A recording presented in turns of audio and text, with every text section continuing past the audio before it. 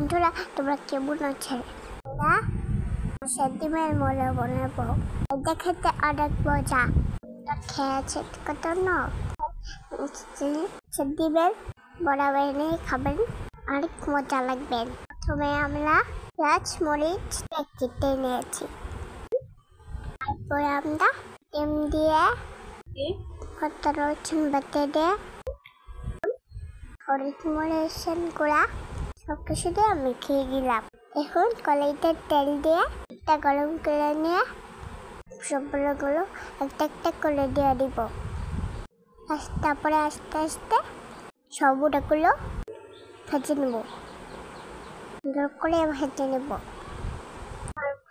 হয়ে এসে কেমন হয়েছে বন্ধুরা জানাবেন, হবে বড় বানিয়ে খাবেন। ভাই আমার চ্যানেলকে সাবস্ক্রাইব করে দেবেন। আল্লাহ হাফেজ।